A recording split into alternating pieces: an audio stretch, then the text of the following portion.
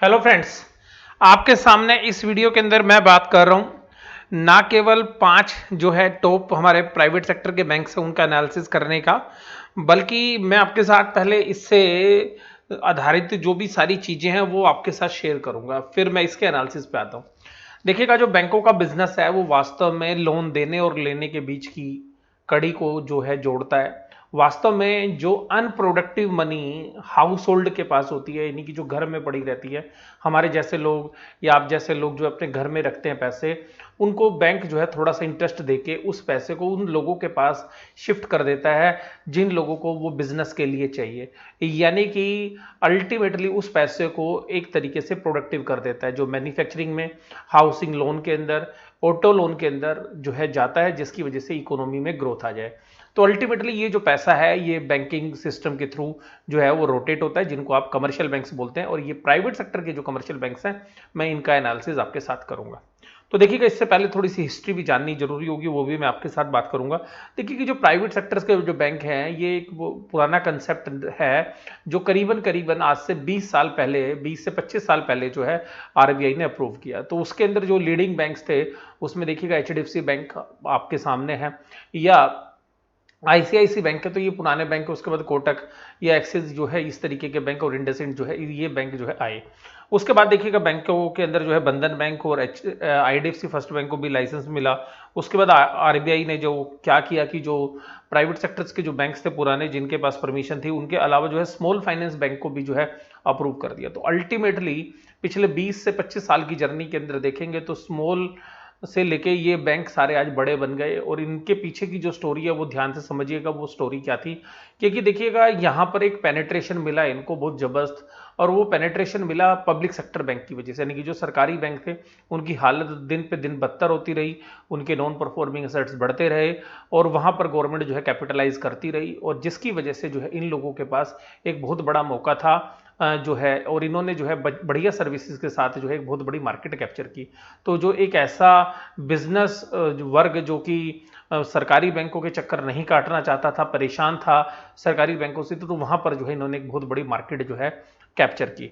इसके बाद देखिएगा, इन्होंने एक और जो बहुत बेहतरीन चीजें की, वो इन्होंने जो बाकी फाइनेंशियल इंस्ट्रूमेंट्स थे उनके साथ भी, या जो फाइनेंशियल सर्विसेज थी उनके साथ भी जो है इन्होंने नाता जोड़ा। जैसे कि एचडीएफसी का जो होल्डिंग कंपनी यानी कि एचडीएफसी लिमिटेड, वो मनी लेंडर है जो मॉर्गेज लोन्स देता है, हाउसिंग लोन या रियल एस्टेट लोन्स के अंदर उसकी प्रेजेंस है। लेकिन वहीं पर उसकी होल्डिंग कंपनी ने जो है एचडीएफसी बैंक के साथ मिलकर जो है अपनी सिक्योरिटीज बिजनेस स्टार्ट किया, एचडीएफसी सिक्योरिटी। उसी के बाद जो है एचडीएफसी का इंश्योरेंस कंपनी जो है, जनरल इंश्योरेंस और लाइफ इंश्योरेंस दोनों बिजनेस के अंदर है। उसके बाद एसेट्स मैनेजमेंट कंपनी, यानी कि जो फंड को मैनेज करती हैं, जो म्यूचुअल फंड आम से, इस तरीके के बिजनेस इन्होंने डेवलप किए। इसी तरीके से कोटक महिंद्रा बैंक ने जो है आईएनजी वैश्य बैंक को जो है इनकॉर्पोरेट किया अपने अंदर, अमेलगमेशन हुआ। एचडीएफसी बैंक ने भी है सेंचुरियन बैंक ऑफ पंजाब या इसी तरीके के कुछ और बैंकों को भी जो है अपने अंदर जो है मर्ज किया था। तो इस तरीके से इन्होंने ग्रोथ की मर्जर्स के साथ भी। ऐसे कोटक महिंद्रा बैंक ने भी, आईसीआईसी बैंक जो है इसी तरीके से जो है इन्होंने भी काम किया। एक्सिस बैंक जो है यूटीआई बैंक होता था, तो जो है यूनिट ट्रस्ट ऑफ इंडिया जो है एक बहुत बड़ी फाइनेंशियल आर्म होती थी गवर्नमेंट की। उसके बाद जो है उसमें जो कुछ प्रॉब्लम्स आई तो उसकी जो अंडरटेकिंग क्रिएट की गई, फिर एक बैंक था यूटीआई बैंक, फिर बाद में वो जो एक्सिस बैंक का रूप बन गया। और इसी तरीके से आप देखिएगा इंडसइंड बैंक जो है हिंदुजाज के द्वारा जो है एक प्राइवेट बैंक का लाइसेंस लेके जो है ये भी काम कर रहा है। तो अल्टीमेटली ये जो 5 बैंक मैंने आपके साथ बात की, तो ये सेक्टर वाइज मैंने आपको बात बताई, और इन्होंने किस तरीके से पेनिट्रेट किया। तो इसी तरीके से आप देखिएगा आईसीआईसी की सिक्योरिटी बिजनेस भी है, इंश्योरेंस बिजनेस भी है, और अगर आप देखेंगे उनका म्यूचुअल फंड बिजनेस भी है। तो ये सारे बिजनेसेस हैं। कोटक महिंद्रा बैंक के पास भी सिमिलर है। एक्सिस बैंक के पास जो है ये बाकी बिजनेसेस नहीं थे इंश्योरेंस के, तो इन्होंने भी जो है टाई अप किया हुआ एक दूसरी कंपनी के साथ। इंडसइंड बैंक जो है प्योरली बैंकिंग के ऊपर ही जो ज़्यादा फोकस कर रहा था। हालांकि देखिएगा इन्होंने भी जो है कुछ जो बाकी जो एनबीएफसीज हैं उनके मर्जर्स किए हैं, या माइक्रो फाइनेंस कंपनीज के साथ। तो इस तरीके से मार्केट को जो है ऑर्गेनिक या इनऑर्गेनिक जो है ग्रोथ करने की जो कोशिश है इन्होंने जो है हमेशा करते रहे हैं ये।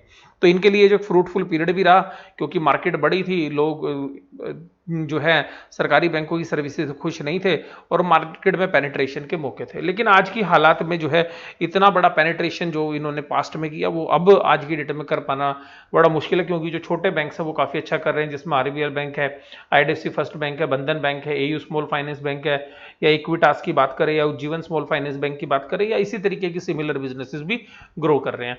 तो वहां पर भी देखिएगा इनका जो बहुत बड़ा मार्केट शेयर है जो इनके पास आता तो वो जो है वहां से इनकी तरफ जो है शिफ्ट होना थोड़ा मुश्किल होगा। तो इस बात से भी मैं आपको अवगत करा देता हूं। इसके बाद देखिएगा जो कोविड-19 की प्रॉब्लम है, उसके बाद मोरेटोरियम्स की जो प्रॉब्लम हुई वो इन सब के साथ थी। और देखिएगा ये जो बैंक थे ये ईयर ऑन ईयर जो है काफी अच्छी ग्रोथ कर रहे थे, क्वार्टर ऑन क्वार्टर अच्छी ग्रोथ कर रहे थे। तो अब की यार जो है मैंने जो पर्सनली एनालिसिस किया कि कुछ बैंकों ने, इसमें से स्पेशली एचडीएफसी बैंक और कोटक महिंद्रा बैंक ने प्रोविजंस के फिगर जो है वो सेटिस्फाइड नहीं लगे हमें, जबकि एक्सिस बैंक के जो है फिगर्स वो सबसे सेटिस्फैक्टरी हमें लगे। इंडसइंड बैंक के अंदर भी जो है ऊपर के प्राइस पे शेयर ट्रेड करता था और इसको भी जो है डी ग्रोथ जो है करी इसने बिजनेस में, तो इस शेयर्स की डी रेटिंग भी होती हुई नजर आई। तो ये थोड़ा सा पास्ट है। और दिग्गज जो बैंक है वो आज की डेट में मार्केट कैपिटलाइजेशन के हिसाब से एचडीएफसी बैंक है, इसमें कोई भी डाउट आपको नहीं होना चाहिए। तो मैंने आपको देखिएगा पहले वो चीजें बताई जो आपको एनालिसिस करने में जो है हेल्प करेंगी। तो देखिएगा इनके पास जो है दूसरे तरीके के बिजनेसेस भी इनकी बैलेंस शीट के अंदर है, इसको आप इग्नोर नहीं कर सकते। देखिएगा अब मैं इनको पैरामीटर्स वाइज बात करूं तो सबसे पहले देखिएगा कि पी रेशो एक ऐसी रेशो होती है जहां पर कि प्राइस और शेयर के बीच की एक रिलेशनशिप होती है। तो वहां पर जनरली छोटे बैंक को कम पी मिलती है, बड़े बैंक को ज्यादा मिलती है। तो मैंने सबसे पहले जो भी लोएस्ट पी है उसको मैं जो है एक नंबर दे देता हूं। तो देखिएगा हमने एक नंबर दिया इंडसइंड बैंक को, सबसे लोएस्ट पी रेशो इसी की है। दूसरा है प्राइस टू बुक वैल्यू, यानी कि बैलेंस शीट के मुकाबले में कितनी गुना ज्यादा कीमत पर आप इसको खरीद रहे हैं। तो देखिएगा ये काफी इंपॉर्टेंट होता है बैंक के लिए। तो देखिएगा मैं इसमें जो है फर्स्ट और सेकंड दो लोगों को नंबर दूंगा क्योंकि ये काफी इंपॉर्टेंट है। तो ये देखिएगा इंडसइंड बैंक को जाता है और एक्सिस बैंक को जाता है।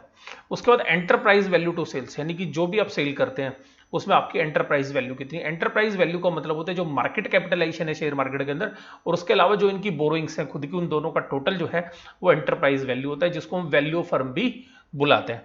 तो देखिएगा अगर एंटरप्राइज वैल्यू सेल के मुकाबले में सबसे ज्यादा कहां है, तो एंटरप्राइज वैल्यू जहां पर सबसे ज्यादा है वो है कोटक महिंद्रा बैंक में। इसका मतलब अपनी सेल के मुकाबले में सबसे ज्यादा वैल्यू मार्केट इसको दे रही है, यानी कि मार्केट इसको पसंद कर रही है।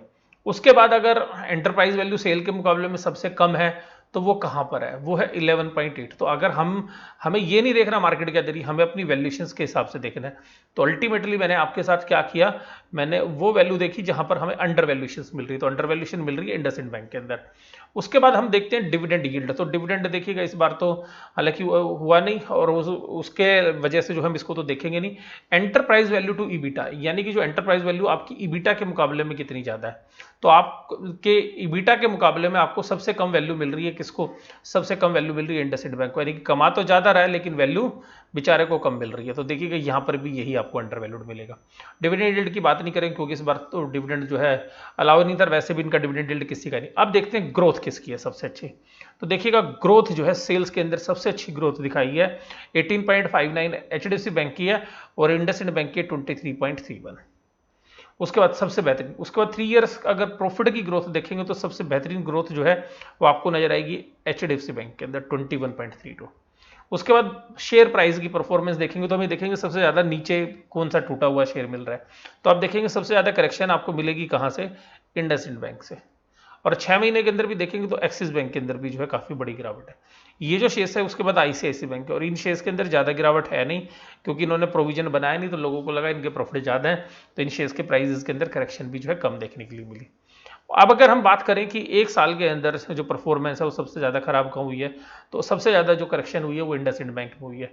अल्टीमेटली इनकी जो है शेयर्स की री रेटिंग हुई है, और एक्सिस बैंक की अंदर भी जो है डी ग्रोथ हुई है। उसके बाद अगर हम 1 ईयर के प्राइस को देखें, रेवेन्यू हर एम्प्लॉय में सबसे ज्यादा किसने कमाया, यानी कि सेल कौन करता है, अपने एम्प्लॉय का सबसे अच्छा फायदा कौन उठाता है, तो सबसे अच्छा फायदा उठाता है एचडीएफसी। यानी कि इसको आप ये भी बोल सकते हैं दूसरे शब्दों में कि कौन अपने एम्प्लॉय का सबसे अच्छा खून निचोड़ता है। आप लोग क्योंकि जो एम्प्लॉय होते हैं वो इस तरीके की बातें करते हैं, और वैसे भी जो मैं एचडीएफसी वालों से मिलता हूं तो वो कहते हैं कि सर टारगेट है कि टारगेट रहते हैं, और जो है टारगेट अचीव नहीं होते हैं तो बड़ा मतलब हमें जो है मैनेजमेंट से सुनने के लिए मिलती है। तो देखिएगा ये उसका असर जो है यहाँ पर भी आपको दिख रहा है। प्रॉफिट पर एम्प्लॉय सबसे ज़्यादा कौन कमाता है? यही कमाता है। इसका मतलब ऑपरेटिंग एफिशिएंसी आपको सबसे ज़्यादा कहाँ मिल रही है? ऑपरेटिंग एफिशिएंसी आपको मिल रही है कहाँ पर? एचडीएफसी बैंक में। तो ये इसीलिए देखिएगा इसको हाई पी रेशो मिलती है। उसके बाद देखिएगा कोटक महिंद्रा बैंक में ऐसी कोई खास बात नहीं है, लेकिन क्योंकि उसकी जो इक्विटी है वो बहुत ज़्यादा कंट्रोल्ड है। कंट्रोल्ड मतलब जो इन्वेस्टर्स हैं वो बड़े कंट्रोल्ड है, तो इसलिए आप देखिएगा वो पी रेशियोज भी उसका वो जो है वो हायर एंजॉय करता है, और इसलिए उसके शेयर्स के अंदर आप देखिएगा बहुत बड़ी गिरावट आपको देखने के लिए कभी भी आपको नहीं मिलती है किसी भी तरीके की। अब एचडीएफसी बैंक में ऐसा क्या हो गया कि जो ये शेयर चल नहीं रहा? देखिएगा रीज़न ये कि इन्होंने सबसे पहली बात तो क्या है कि कंपनी के एमडी ने अच्छे रिजल्ट दिखाए, और रिजल्ट दिखाने के बाद जो है प्रोविजन जैसे मैंने बताया कम दिखाया, रिजल्ट अच्छा आया, ऊपर से वहाँ पे अपना माल बेच के, और वो भी थोड़ा बहुत नहीं, 840 करोड़ का माल बेच के निकल गए। यहाँ पे सबसे ज़्यादा एचडीएफसी बैंक की क्रेडिबिलिटी खराब हुई। दूसरा देखिएगा इनकी जो खुद की इंटरनल मैनेजमेंट है वहाँ पर भी खराबी जो है देखने के लिए मिल रही है। उसके बाद देखिएगा कंपनी के जो एमडी थे वो बोल रहे थे कि इंटरनल मैनेजमेंट का बंदा होना चाहिए, कहीं कोई बाहर का व्यक्ति आ जाएगा तो कहीं इनके जो पुराने जो है कुछ गड़बड़ जो हो सकती हैं, जो मार्केट के लोग एंटिसिपेट करें, कहीं वो ना निकल के आ जाए। तो इसलिए देखिएगा एचडीएफसी बैंक में जो इंस्टीट्यूशन है वो आज की डेट में इंटरेस्ट कम ले रहे हैं। रीजन इज वेरी सिंपल, क्योंकि एक तो इस सेक्टर के अंदर पेन है। अब देखिएगा मोरेटोरियम से कितना लॉस होगा, कोविड का कितना असर होगा, इकोनॉमी कितनी डी ग्रो करेगी, देखिएगा उन सब का इंपैक्ट जो है बड़े बैंकों पर आना है। इसलिए मुझे पर्सनली अभी ये सेक्टर जो है कम से कम जब जनवरी तक मुझे पसंद नहीं है, जब तक कि इनके सबके रिजल्ट हम ना देख लें एक बार। हो सकता है कि थोड़ा महंगा लेना पड़े, ज़्यादा बढ़िया, तो इसलिए जो है अगर इन सेक्टर के अंदर अगर पैरामीटर के हिसाब से देखें तो नंबर 1 जो पोजीशन आ रही है वो किसके पास आ रही है? इंडसइंड बैंक में। लेकिन इंडसइंड बैंक में एक चीज और भी है कि देखिए उनके पास दूसरे बिजनेसेस नहीं है, प्योर बैंकिंग है उनके पास, जबकि बाकी के पास जो है दूसरे बिजनेसेस भी हैं। तो यहां पे देखिएगा जो मुझे पर्सनली वैल्यूएशंस वाइज अगर आप कोई भी कैलकुलेशन करेंगे तो सबसे बढ़िया प्रॉफिट आपको यहीं पे नजर आएंगे, सबसे अच्छी वैल्यूएशंस आपको यहीं पे नजर आएंगी, किसी भी पैरामीटर्स में सबसे ज्यादा बॉक्स यहीं पे है। लेकिन अगर आप आज तक मतलब अगर ये इंसिडेंट्स नहीं हुए होते जो अभी पीछे हमने क्वार्टर रिजल्ट्स में देखे, या आदित्य पुरी जी के या पीछे जो इंटरनल मैनेजमेंट के लोग निकल के गए, तो एचडीएफसी बैंक क्वालिटी वाइज या ऑपरेशनल बेसिस पे बहुत बढ़िया लगता था। लेकिन अब देखिएगा जिस तरीके की क्वालिटी इन्होंने खराब की है उसके बाद जो है ये लोगों की नजरों से उठ गया एक तरीके से। अब देखिएगा शेयर प्राइस के अंदर सबसे कम करेक्शन जो अगर हुई है तो वो अभी भी इसी के अंदर हुई है। आप ये देखिएगा अगर ये इंसिडेंस नहीं होता तो ये शेयर आज फ्लैट हो चुका होता शायद। तो ये जो पिछले घटनाएं घटी हैं उसकी वजह से। उसके बाद सबसे कम गिरावट है कोटक महिंद्रा बैंक के। उसके बाद सबसे कम गिरावट है आईसीआईसीआई बैंक में। तो मैं आपको वैसे भी बता दूं, अब इनका जो है क्यूआईपी आना था, क्यूआईपी के चक्कर में बड़े इंस्टीट्यूशंस जो है इनके शेयर्स के साथ जो है प्रोटेक्ट किए हुए थे, उनको गिरने से बचाए हुए थे, क्योंकि एक अच्छे प्राइस जो है आईसीआईसीआई बैंक को मिल जाए, क्योंकि ये इस तरीके की इंसिडेंट्स हमने पास्ट में भी देखे हैं। इसके बाद एक्सिस बैंक में अच्छी गिरावट जो है वो देखने के लिए मिली। अगर आज की डेट में जो मैं फाइनेंशियल स्टेटमेंट देख रहा हूं और जो ये एनालिसिस मैंने किया, देखिएगा एनालिसिस के हिसाब से नंबर 1 कंपनी आती है अभी भी IndusInd bank limited valuations wise. लेकिन बात यह है कि अभी इनमें पेन कितना होगा ये किसी को नहीं पता। तो इसलिए मैं अभी सेक्टर को वैसे तो ये कहूंगा थोड़ा सा आप वेट करिए, या बहुत ही कम मात्रा के अंदर जो है आप इसको जो है खरीद सकते हैं। वैसे तो अभी मुझे तो ये जो स्पेस है अभी मेरी खुद पर्सनली अवॉइड की सलाह है। लेकिन देखिएगा मार्केट में जैसे चीजें होती हैं, लिक्विडिटी आ रही है, जैसे यूएस से भी और फर्दर लिक्विडिटी आ रही है, तो कुछ भी जो है मना तो नहीं किया जा सकता कि मार्केट में क्या होगा, बट रिस्क एंड रिवार्ड्स के एंगल से देखें तो। और अगर मुझे पर्सनली अगर इनसे पूछो कि इसमें से जो शेयर्स है वो कौन सा पसंद है, क्योंकि देखिएगा यहाँ पे पी रेशो आपको एक्सिस बैंक इसलिए नजर आ रही है क्योंकि इसने ढेर सारा इन्होंने प्रोविजन बना रखा है। तो देखिएगा जब वास्तव में लॉस आएंगे अगर कोविड के, तो देखिएगा इस बैंक की प्रॉफिटेबिलिटी पे सबसे कम इंपैक्ट पड़ेगा एक्सिस बैंक पे। और दूसरी बात, अगर इनका लॉस हो भी गया, मान लो जो प्रोविजन बना रखा है वो सारा डूब भी गया, तो ये बाद में जो लॉस भी रिपोर्ट करेंगे ना तो बाकी बैंकों के मुकाबले में कम करेंगे। उसके बाद आईसीआईसीआई बैंक के भी provisions comparatively Kotak Mahindra bank और एचडीएफसी बैंक से अच्छे। मैं ये नहीं कह रहा कि वहां पे क्वालिटी एसेट्स क्वालिटी, देखिएगा जो पुरानी एनपीए थी उससे कोई लेना देना नहीं है इसका, क्योंकि जो लोन आज आपने दिए हैं जो वर्तमान स्थिति में लोगों के पास है, अगर लोगों की हालत सच में खराब है तो वो सभी बैंकों के, चारों बैंकों के कस्टमर्स जो है वो प्राइम है, वो एक ही जैसे कस्टमर है, जो मतलब प्रीमियम कस्टमर्स है चारों बैंकों के अंदर। और यहां पर ध्यान रखिएगा, तो यहां पे अगर आज वो बिजनेसमैन को प्रॉब्लम आ रही है तो उसमें मुझे ऐसा नहीं लगता कि एचडीएफसी के कस्टमर को ज्यादा कम आ रही होगी, कोटक महिंद्रा वाले कस्टमर को कम आ रही होगी, आईसीआईसीआई या एक्सिस वाले कस्टमर को ज्यादा आ रही होगी। हाँ थोड़ा बहुत हो सकता है उसका फर्क, क्योंकि आपका वो रिटेल सेगमेंट किस तरीके का है। तो देखिएगा, मैं आपको अगर बताऊं वैल्यूएशन वाइज तो इंडसइंड बैंक निकल के आता है। दूसरी बात है, अगर मेरे से आप प्रेफरेंस पूछोगे अगर सेकंड पे या जो प्रोविजंस पीछे हमने फाइनेंशियल स्टेटमेंट देखे तो उसके हिसाब से एक्सिस बैंक आता है, और तीसरे नंबर पर आता है ICICI bank. Premium valuation HDFC और कोटक को मिल ही रही है, लेकिन देखिएगा वो आगे चल के किस तरीके से मार्केट को जैसा पास्ट में किया उतना पेनिट्रेट करना अब इनके बस की बात नहीं है। और एचडीएफसी बैंक की मैनेजमेंट आएगी अब, जो चाहे वो इंटरनल मैनेजमेंट ही है, लेकिन देखिएगा हमें लगता है कि एचडीएफसी बैंक के अंदर अब जो चैलेंजेस जो है हमें सामने नजर आ रहे हैं। कोटक महिंद्रा बैंक की जो मैनेजमेंट है ज़्यादा मीडिया से बात करती नहीं है, और दूसरी बात क्या होती है कि प्रोविजन इन्होंने बहुत कम बनाए हुए हैं, बस उतना ही प्रोविजन बनाया हुआ है जितना रिक्वायर्ड था आरबीआई के द्वारा। बाकी जो है एक्सिस बैंक ने तो काफ़ी बड़ा एक्सेस अमाउंट जो है इन्होंने प्रोवाइड किया हुआ है। तो यहाँ पे ये जो वीडियो है आपको कैसी लगी जरूर से जरूर आप मुझे बताइएगा। वीडियो देखने के लिए धन्यवाद, थैंक यू वेरी मच।